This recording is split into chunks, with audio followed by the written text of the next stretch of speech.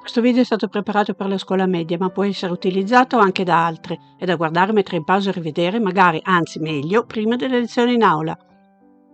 Rispetto al libro di scuola, aggiunge notizie e riunisce più capitoli e va perciò messo a confronto con il proprio libro di testo. Può essere trasformato, perché no, in mappa concettuale.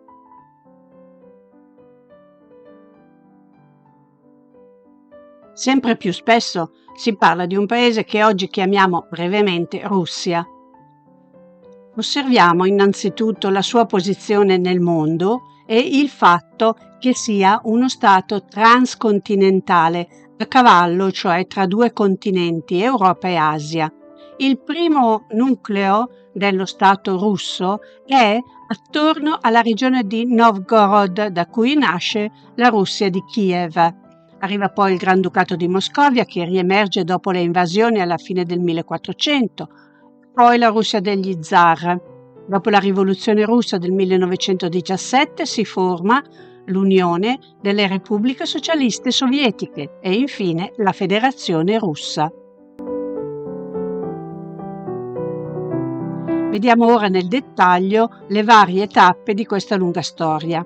Abitato sin da epoche remote, il territorio dell'attuale Russia ospita all'inizio popolazioni di origini, lingua e cultura differenti. Tra il III e il IX secolo d.C. giungono i Goti, gli Unni e quindi una serie di popolazioni slave che si stabiliscono soprattutto in Ucraina e nelle regioni circostanti. Nella seconda metà del IX secolo una popolazione scandinava, i Variaghi o Vareghi, detti anche Rus, da cui Russia, avrebbe creato il primo nucleo dello Stato russo insediandosi attorno alla regione di Novgorod. Da questo nucleo nasce la Russia di Kiev, che è cristianizzata secondo il rito greco-ortodosso.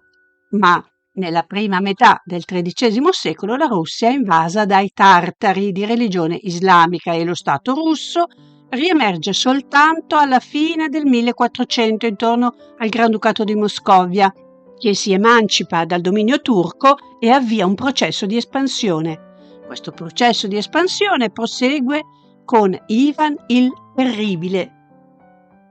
Questi assume nel 1547 il titolo di zar, cioè imperatore, e continua ad accentrare il potere nelle mani della monarchia, ma agli inizi del 1600 il paese entra nell'età dei torbidi, una fase di crisi del potere centrale, di anarchia, di rivolte contadine e di invasioni. Questa fase si chiude con l'ascesa al potere dello zar Michele III, che dà inizio alla dinastia dei Romanov, destinata a governare la Russia fino al 1917. Una svolta decisiva nella storia della Russia si ha negli anni dello zar Pietro il Grande.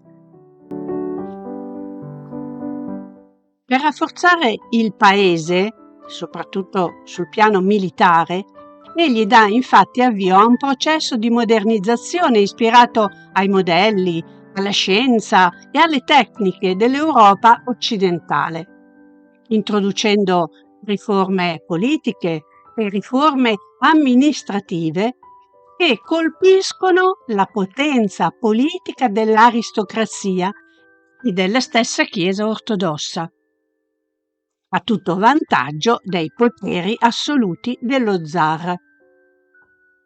Questo sforzo imponente di occidentalizzazione tocca anche rilevanti aspetti della vita culturale del paese, in opposizione alle vecchie tradizioni russe, ma è anche accompagnato da un inasprimento dello sfruttamento dei contadini, che si trovano completamente sottomessi a una aristocrazia più debole sul piano politico, ma pur sempre dotata di enormi poteri sociali. Grazie alla modernizzazione dell'esercito e alla costruzione della flotta militare, poi la Russia riesce a espandere la propria potenza, diventando un attore decisivo della politica europea. Dopo la morte di Pietro il Grande, queste riforme sono progressivamente smantellate e la nobiltà riprende gran parte dei suoi tradizionali poteri. Dobbiamo attendere Caterina II di Russia perché le cose cambino ancora.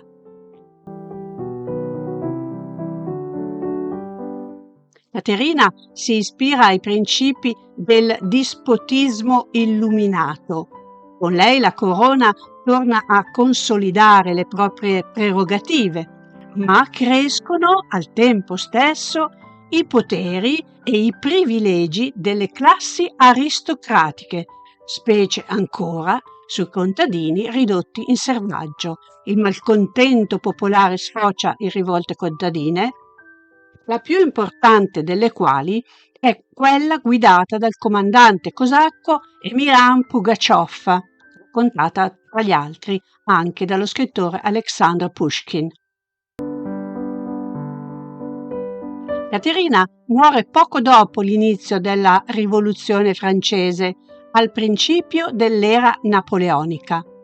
Negli anni immediatamente successivi la Russia, insieme alla Gran Bretagna, è il principale avversario di Napoleone, al quale, dopo alterne vicende, infligge una pesantissima sconfitta nel 1812, contribuendo in modo decisivo alla sua caduta. Dopo la caduta di Napoleone, la Russia è una delle principali protagoniste della politica europea. Essa gioca un ruolo importante al Congresso di Vienna, ottenendo tra l'altro la Polonia. Insieme a Prussia e Austria, inoltre, dà vita alla Santa Alleanza, che ha una funzione essenziale nel vegliare sull'ordine internazionale della Restaurazione. Stato fortemente autocratico, cioè dispotico, la Russia rimane estranea ai moti e alle rivoluzioni che investono l'Europa nella prima metà dell'Ottocento. L'unica eccezione è il moto dei decabristi, il moto decabrista del 1825. È un moto animato da giovani ufficiali convertiti alle idee liberali e chiamato decabrista dalla parola russa décabre, che significa dicembre.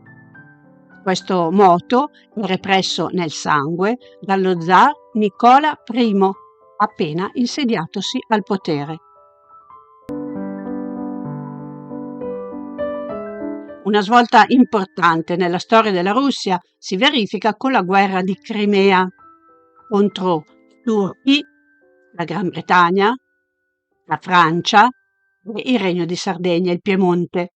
In questo conflitto, infatti, la Russia mostra tutta la sua debolezza e sconfitta ripiega su se stessa. Si apre un ampio dibattito tra chi vuole introdurre riforme di stampo occidentale e chi invece si oppone. Ma negli anni successivi la Russia continua comunque a espandersi, soprattutto in Oriente, e vede crescere però un significativo movimento di opposizione che col tempo dà luogo a forme di lotta politica di tipo terroristico e attentati.